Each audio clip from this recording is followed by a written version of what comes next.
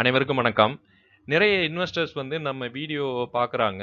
நிறைய இன்வெஸ்டர் வந்து பார்த்த உடனே அவங்க வந்து அவங்க கமெண்ட் செக்ஷன்ல வந்து எனக்கு இந்த ஸ்டாக்க வந்து ரிவ்யூ பண்ணுங்க. நான் இந்த ஸ்டாக்க ஹோல்ட் பண்றேன் அப்படின்னு கேட்குறாங்க. பட் அவங்க கேட்ட ஸ்டாக்ஸ வந்து நான் அடுத்தடுத்த நாட்கள்ல கண்டிப்பா போட்டுட்டு தான் இருக்கேன். இப்போ வரைக்கும் ஒரு ஸ்டாக்கையும் நான் மிஸ் பண்ணலன்னு எனக்கு நான் வந்து நினைச்சிட்டு இருக்கேன். பட் நீங்க வந்து பார்த்தீங்களா அப்படின்னு எனக்கு தெரியல.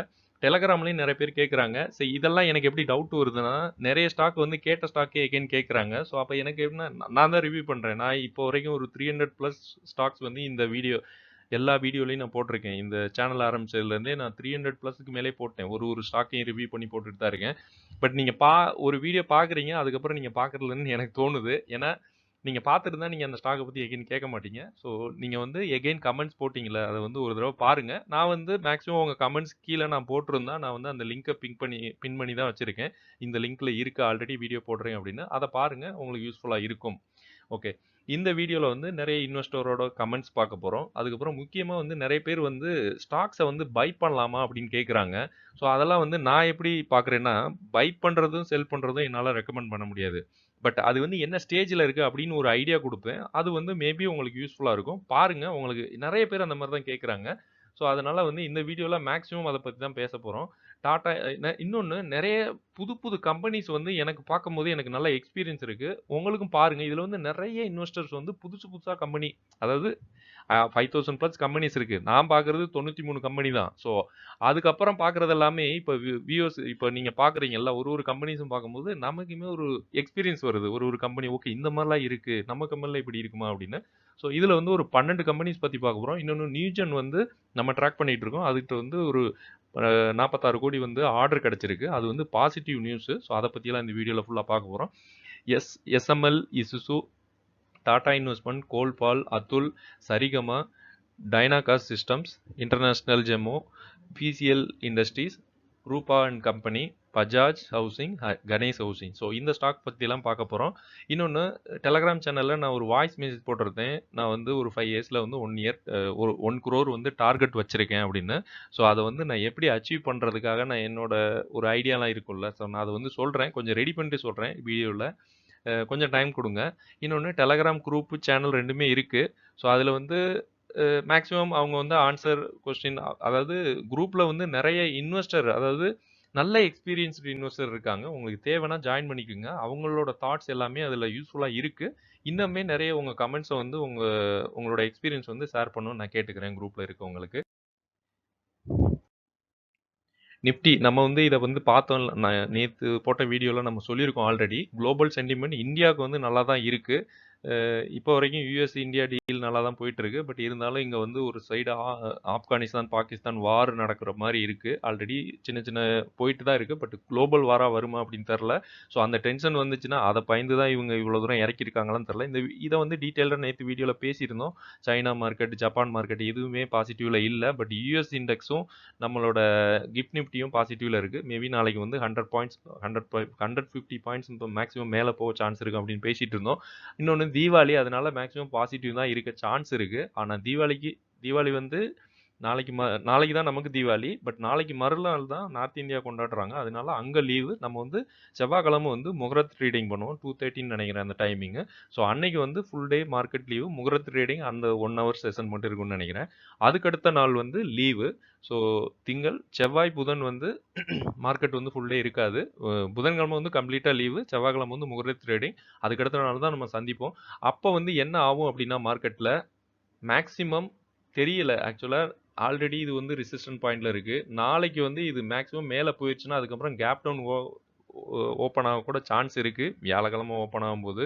ஸோ இதெல்லாம் வந்து நம்ம தெரில. கொஞ்சம் அதாவது ஆப்ஷன்ஸ்லாம் இன்னைக்கு சொல்லியிருந்தாங்க. நான் வந்து ஆப்ஷன்ஸ் ஹோல்ட் பண்ணிட்டு இருக்கேன். அந்த மாதிரிலாம் ஒருத்தர் சொன்னாரு. கமெண்ட் செக்ஷன்ல சென்செக்ஸ்ல வாங்கிட்டு இருக்கதா. ஸோ அதெல்லாம் எனக்கு தெரில எந்த அளவுக்கு போகும்னு. ஸோ ஆப்ஷன்ஸ் செல்லிங்கோ பையிங்கோ யாரும் பண்ணாதீங்க. அதான் என்னோட ஒப்பீனியன். யுஎஸ் டாலர் வந்து பாசிட்டிவ்ல முடிஞ்சிருக்கு. இது வந்து நம்ம மார்க்கெட்டுக்கு நெகட்டிவ். தெரியல நாளைக்கு நாளான்னைக்கு இந்த வாரம் எப்படி நடக்க போகுது அப்படின்னு. 2 ட்ரேடிங் செஷன் இருக்காது. சில்வர் பீஸ் வந்து ஒரு நியூஸ் வந்தது. சில்வர் பீஸ் வந்து இந்தியால வந்து நிறைய பேர் வாங்கிட்டு இருக்காங்க அப்படின்னு. இன்னொன்று கோல்டுமே பயங்கரமா ரேலி ஆயிட்டு இருக்கு. ஸோ இன்னொரு நியூஸ் இது வந்து ரொம்ப நாளைக்கு முன்னாடியே நான் தெரிஞ்சுக்கிட்டேன். வேர்ல்டுலே மக்கள் கையில எந்த கண்ட்ரில இருக்க மக்கள் கையில அதிகமான கோல்டு இருக்கு அப்படின்னு கேட்டா, இந்தியா தான் ஃபர்ஸ்ட் இடம் இருக்கு. அதுல வந்து அந்த இந்தியால வந்து எந்த ஸ்டேட்ன்னு கேட்டா தமிழ்நாடு தான் இருக்கு. ஓகே. சவுத்துல வந்து ஃபர்ஸ்ட் வந்து தமிழ்நாடு. சவுத் இந்தியன்ஸ் தான் அதிகமா கோல்டு வச்சிருக்காங்க. ஃபர்ஸ்ட் வந்து தமிழ்நாடு தான். 2வது வந்து கர்நாடகா இல்லன்னா ஆந்திரா. இந்த 2 தான் எனக்கு கிளியரா தெரியல. ஓகே. ஸோ இது வந்து கோல்ட பத்தி ஒரு நியூஸ். பட் நம்ம மக்கள் எப்பயுமே கோல்டு எல்லார் வீட்லயுமே இருக்குதான். நியூஜென பத்தி ஒரு நியூஸ் வந்ததுன்னு சொன்னேன்ல. இது வந்து 46 கோடி இவங்க வந்து ஆர்டர் எடுத்திருக்காங்க யுஎஸ் பேஸ்ட் என்டிட்டில. இவங்களுக்கு கிடைச்சிருக்கு. அப்போ இவங்க வந்து சாஃப்ட்வேர் ஆனுவல் மெயின்டனன்ஸ் ரிலேட்டடா இருக்கு. 28th வந்து அக்டோபர். அது வந்து போர்ட் மீட்டிங் நடக்குது. ஸோ அத வச்சுட்டு அதுக்கப்புறம் மேபி மேக்ஸிமம் மேல போகுமா அப்படின்னு தெரியல. இவங்க வந்து 200 மூவிங் ஆவரேஜ்க்கு அதாவது ஒரு ரெசிஸ்டன்ட் இருக்கு. அது வந்து 200 மூவிங் ஆவரேஜ் தான் 988. அத தாண்டுச்சுன்னா ஒரு நல்ல ஒரு புல்லி சென்டிமெண்ட் இருக்கும். நான் வந்து இப்போதைக்கு விக்கிற மாரி இல்ல. நெறைய இன்வெஸ்டர் வந்து நம்மளோட டெலகிராம்ல இருக்கவங்க, நம்ம சேனல பார்க்குறவங்க இதெல்லாம் இன்வெஸ்ட் பண்ணி தான் வச்சிருக்காங்க. நானுமே வச்சுட்டு தான் இருக்கேன். கொஞ்சம் வெயிட் பண்ணி தான் பார்க்கணும். நான் மேல போனாலும் விக்கிற மாரி இல்ல. நல்ல ஒரு கம்பெனி.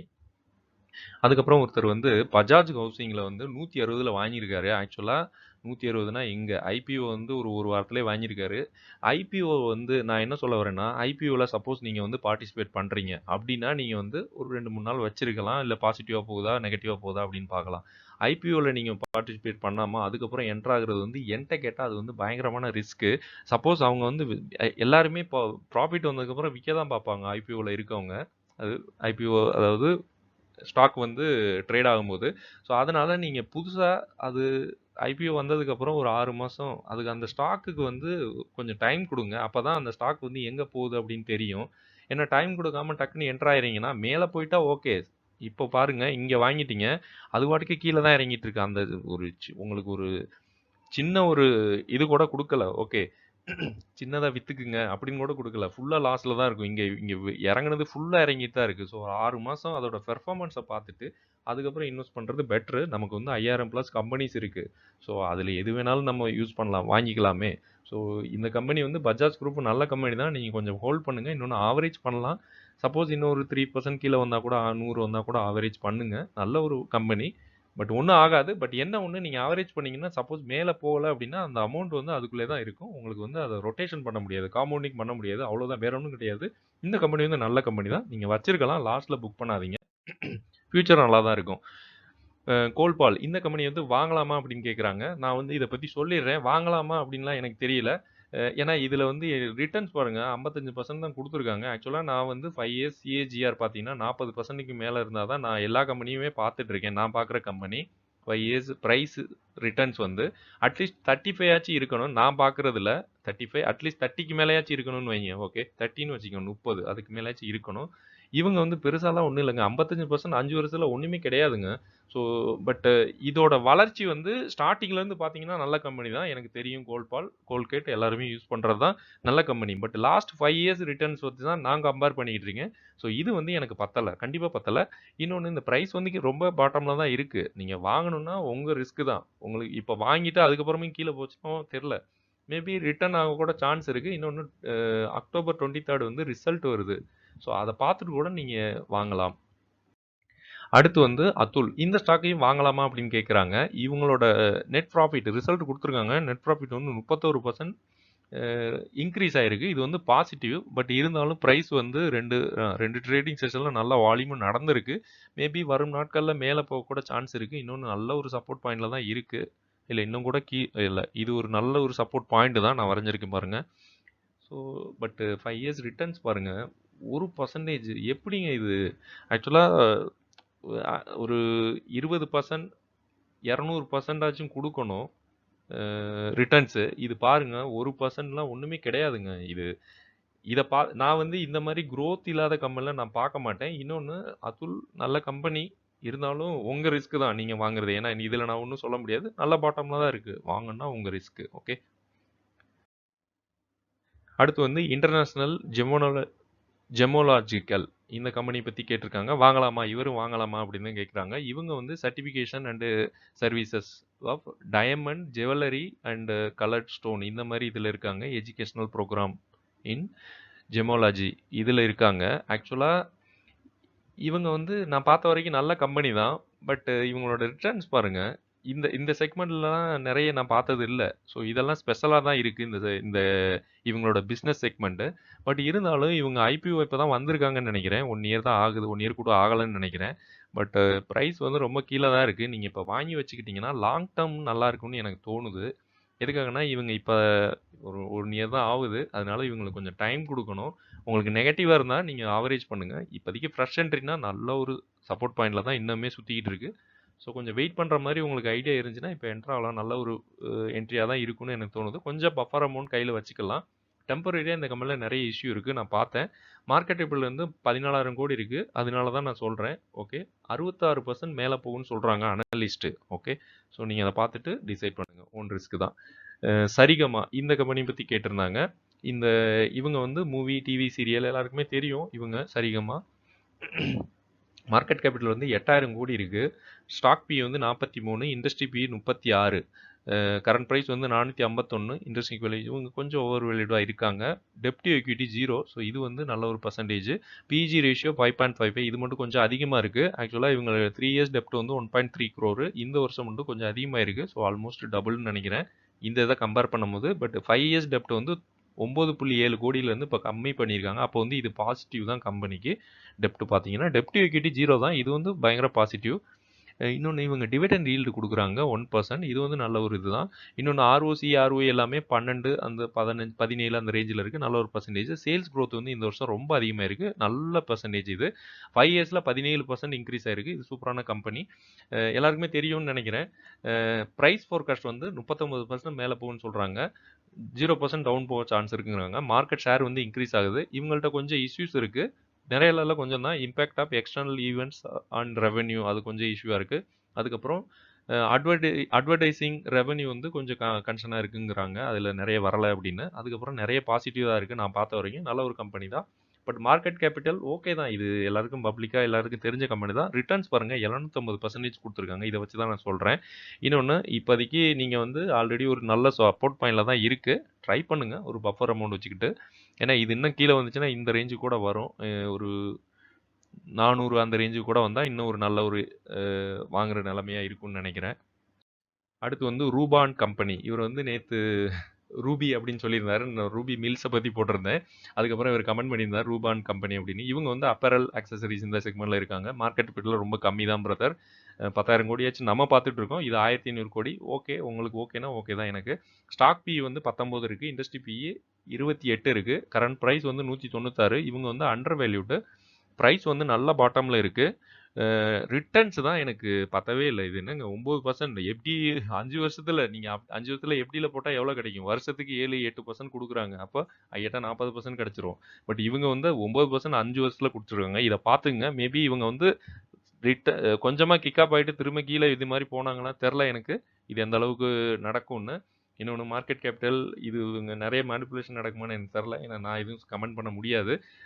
இவங்களோட டெப்ட் வந்து அதிகமாக இருக்குது. இல்லை கம்மி பண்ணியிருக்காங்க. நல்லது தான் இது. 3 இயர்ஸ் டெப்ட் வந்து 370 கோடி. அதிலிருந்து 238 கோடியாக கம்மி பண்ணியிருக்காங்க. ஆர்ஓசி ஆர்ஓஐ எல்லாமே ஓகே. ரொம்ப பெருசாக இல்லை. 8% பாசிட்டிவில் தான் இருக்குது. ஓகே தான். இவங்க டிவிடெண்ட் ஈல்டு கொடுக்குறாங்க. இது வந்து பாசிட்டிவ் 1.5%. சின்ன கம்பெனி 1.5% கொடுக்குறது ரொம்ப பெரிய விஷயம் தான். டெப்ட் எக்விட்டி 0.23 இருக்குது. இது ஓகே பாசிட்டிவ். பிஜி ரேஷியோ நெகட்டிவாக இருக்குது. ஆக்சுவலாக 1க்கு கீழே இருக்கணும், 0க்கு மேலே இருக்கணும். இவங்க வந்து நெகட்டிவாக இருக்காங்க. இது நெகட்டிவ் தான் இந்த கம்பெனிக்கு. சேல்ஸ் growth இந்த வருஷத்தில் ரொம்ப கம்மியாக இருக்குது. அதுதான் இந்த கம்பெனி நல்லா அடி வாங்கியிருக்குன்னு நினைக்கிறேன். 5 இயர்ஸ் சேல்ஸ் growth 4.92. ஸோ இதுவுமே ரொம்ப கம்மி தான். இவங்கள்ட்ட வந்து 13% மேலே போகும்னு சொல்கிறாங்க ப்ரைஸு. கீழே போக சான்ஸ் இல்லைங்கிறாங்க. பட் மார்க்கெட் ஷேர் வந்து டிக்ரீஸ் ஆகுது. யாருமே இந்த கம்பெனியை வாங்க விரும்பலைன்னு நினைக்கிறேன். அதுக்கப்புறம் டிக்ளைனிங் ரெவென்யூ அண்ட் ப்ராஃபிட்டபிலிட்டி அது ஒரு இஷ்யூ இருக்குது இவங்கள்ட்ட. ஓகே. பாசிட்டிவ் வந்து financial stability and cash position அது பாசிட்டிவ் தான். growth இன் தெர்மல் ஆர்டர் புக் இவங்கள்ட்ட கொஞ்சம் பாசிட்டிவ் இருக்குது. நான் பார்த்தேன். இருந்தாலும் எனக்கு growth பிடிக்கல. எனக்கு பிடிக்கல. பட் உங்களுக்கு பிடிச்சிருந்தா நீங்கள் ட்ரை பண்ணுங்கள். ரிஸ்க் தான். எஸ்எம்எல் இசுசு இந்த கம்பெனியை பற்றி கேட்டிருந்தாங்க. இவங்க வந்து ட்ரக் பர்சஸ் இந்த செக்மெண்ட்டில் இருக்காங்க பிஸ்னஸில். மார்க்கெட் கேபிட்டல் ஆனால் இவங்கள்ட்ட கம்மியாக தான் இருக்குது.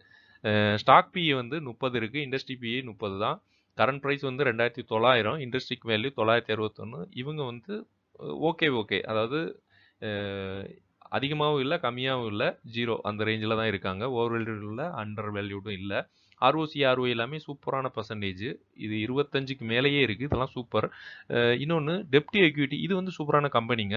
டெப்ட் எக்விட்டி பாருங்கள் 0.52, பிஜி ரேஷியோ 0.62, சேல்ஸ் growth 5 இயர்ஸில் 15.8 கொடுத்துருக்காங்க. ஆக்சுவலாக இந்த வருஷம் மட்டும் 6% தான் இருக்குது. இது மட்டும் தான் கொஞ்சம் நெகட்டிவாக இருக்குது. இன்னொன்று டெப்ட் வந்து 3 இயர்ஸ் டெப்ட்டும் இந்த வருஷம் டெப்ட்டும் ரிடியூஸ் பண்ணியிருக்காங்க. இது வந்து இன்னொரு பாசிட்டிவ். டிவிடெண்ட் yield 0.6 கொடுக்குறாங்க. ஓகே, அவ்வளோதான். இவங்களோட ப்ரைஸ் பாருங்கள், ரிட்டர்ன்ஸ் வந்து 681% கொடுத்துருக்காங்க. ஓகே, சூப்பரான பர்சன்டேஜ். இன்னொன்று ப்ரைஸ் வந்து 200 day மூவிங் ஆவரேஜ்லேருந்து கீழே இறங்கிட்டு இருக்கு. ஸோ அது வந்து மேபி 2220 வந்தால் கூட நல்ல ஒரு என்ட்ரியாக இருக்கும். ஏன்னா இப்படி போட்டிங்கன்னா மேபி 2000 கூட நல்ல ஒரு மேபி உங்களுக்கு ஒரு சான்ஸ் கிடைக்கும்னு நினைக்கிறேன். ஒரு வாய்ப்பாக இருக்கும். ஏன்னா இது ஆல்ரெடி கீழே வந்து க்ளோஸ் அவுட் ஆகிருக்கு. மேபி இது ரீபவுண்ட் ஆனாலும் ஆகும், தெரியாது. இன்னொன்று மார்க்கெட் ஷேர் வந்து டிக்ரீஸ் ஆகுது. இது வந்து கொஞ்சம் நெகட்டிவ். ரீட்டைல் வந்து ரிடியூஸ் ஆகுறாங்க. அது வந்து கம்பெனிக்கு பாசிட்டிவ். ரீட்டைல் ரிடியூஸ் ஆகுறது இது ஒன்று நெகட்டிவ். இன்னொன்று ரீட்டைல் ரிடியூஸ் ஆகுறது பெரிய பாசிட்டிவ். அதுக்கப்புறம் இந்த கம்பெனியில் வந்து பல்க் டீல் வந்து நிறைய நடக்குதுங்கிறாங்க. அது வந்து கம்பெனிக்கு நெகட்டிவ். ஏன்னா திடீர்னு இன்னைக்கு நைட்டு ஒரு பல்க் டீல் பண்ணிட்டு நாளைக்கு வந்து எந்த ப்ரைஸ்ன்னு தெரியாது. மேபி 2800 முடிச்சிருப்பாங்க. ஸோ ப்ரைஸ் வந்து எகெயின் கீழே இறங்கும். ஸோ அந்த மாதிரி பிரச்சனைகள் இந்த கம்பெனியில் இருக்குது. ஏன்னா மார்க்கெட் கேபிட்டல் தான் எனக்கு பிரச்சனை. மற்றபடி இதில் மேக்ஸிமம் பாசிட்டிவ் தான் இருக்குது. நிறைய பாசிட்டிவ் தான் இருக்குது நான் பார்த்த வரைக்கும். நீங்கள் என்ட்ரி ஆகலன்னா நான் சொன்ன மாதிரி இங்கே ட்ரை பண்ணுங்கள். மேபி ஒரு வாய்ப்பாக இருக்கும். பஃபர் அமௌண்ட் வச்சுக்கோங்க, உங்கள் ரிஸ்க் தான். டாடா இன்வெஸ்ட்மெண்ட் பற்றி கேட்டிருந்தாங்க. ஆக்சுவலாக இது வந்து நிறைய வீடியோவில் நான் போட்டிருக்கேன். இந்த வீடியோலையும் இருக்குது, போய் பாருங்கள். ஏன்னா நான் ஆல்ரெடி நிறைய ஸ்டாக்ஸை வந்து ரிவ்யூ பண்ணிகிட்டு இருக்கோம். ஸோ உங்களுக்கு டைம் இருக்கும்போது இந்த இந்த தம்ப்லைனில் இருக்கும், பாருங்கள். ஓகே, அடுத்து வந்து கணேஷ் ஹவுசிங். இந்த ஸ்டாக்கை பற்றி கேட்டிருந்தாங்க. இவங்க வந்து ரியல் எஸ்டேட் செக்மெண்ட்டில் இருக்காங்க. மார்க்கெட் கேபிட்டல் வந்து 7100 கோடி. இவங்க வந்து நல்ல கம்பெனி நான் பார்த்த வரைக்கும். இன்னொரு ரிட்டர்ன்ஸ் பாருங்கள், 3000% கொடுத்துருக்காங்க. சூப்பரான பர்சன்டேஜ். ப்ரைஸ் வந்து நல்ல கீழே தான் போயிட்டுருக்கு. இவங்களோட மார்க்கெட் ஷேர் வந்து இன்க்ரீஸ் ஆகுது. Low blessed promoter. இவங்க நிறைய வேறு எதுவும் டீட்டெயில் எனக்கு கிடைக்கல. பட் மேக்ஸிமம் இவங்களோட டெப்ட் எக்யூட்டி இதெல்லாமே நல்லா பாசிட்டிவ். இந்த கம்பெனி நல்ல கம்பெனி தான். ஏன்னா பிஜி ரேஷியோ 0.12 தான் இருக்குது. இவங்களோட டெப்ட்டுமே 5 வருஷத்தில் வந்து 5 வருஷத்துக்கு முன்னாடி வந்து 533 கோடியை வந்து 3 வருஷத்துக்கு முன்னாடி வந்து 142 கோடியாக கம்மி பண்ணியிருக்காங்க. இந்த வருஷம் கொஞ்சம் இன்க்ரீஸ் ஆயிருக்கு. பட் இது ஓகே. 5 வருஷத்தை கம்பேர் பண்ணும்போது இது ஓகே தானே. ஆர்ஓசி ஆர்ஓஏ எல்லாமே நல்ல ஒரு பர்சன்டேஜ் தான். 30க்கு மேலே இருக்குது. சூப்பரான percentage. Industry PE, stock PE okay. இவங்க வந்து ஸ்டாக் பிஇ 12 இருக்குது. இண்டஸ்ட்ரி பிஇ 41 இருக்குது. கரண்ட் ப்ரைஸ் வந்து 851. இவங்க வந்து அண்டர் வேல்யூடு, பயங்கரமான அண்டர் வேல்யூடாக இருக்காங்க.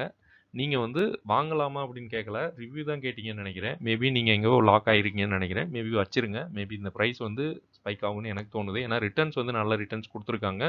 இன்னொன்று இவங்க வந்து ஆர்எஸ்ஏ 50 தான் இருக்குது. இருந்தாலும் இது ஒரு சப்போர்ட் பாயிண்ட்டாக இருக்கும்னு எனக்கு தோணுது. இந்த பாயிண்ட் நான் இங்கே மார்க் பண்ணுற மாதிரிங்க. இது வந்து ஒரு சப்போர்ட் பாயிண்ட்டாக இருக்கும்.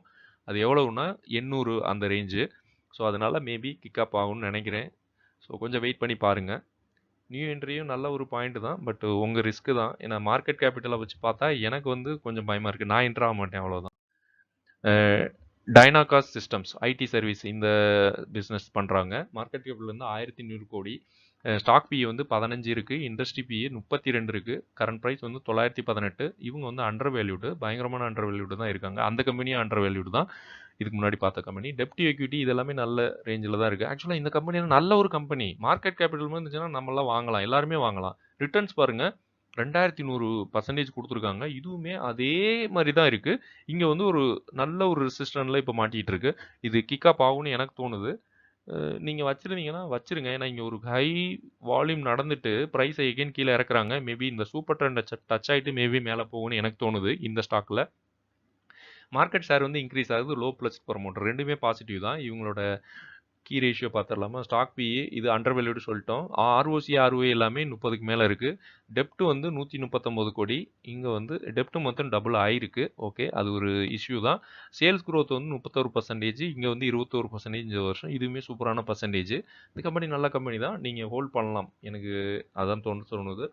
நீங்கள் லாங் டேர்ம் கூட ஹோல்ட் பண்ணலாம். பட் மார்க்கெட் கேபிட்டல் மட்டும் தான் எனக்கு பிரச்சனையாக இருக்குது. மேபி லிக்விடிட்டி இஷ்யூ இன்னொன்று மல்டிபிளேஷன் நடக்குமா அப்படி எனக்கு ஒரு பயம். பட் உங்களுக்கு கான்ஃபிடென்ட் இருந்தால் நீங்கள் வச்சுருங்க. பிசிஎல் இண்டஸ்ட்ரீஸ் இந்த ஸ்டாக்கை பற்றி கேட்டிருந்தாங்க. இவங்க வந்து எஃப்எம்சிஜி ஃபுட்டு இந்த செக்மெண்ட்டில் இருக்காங்க.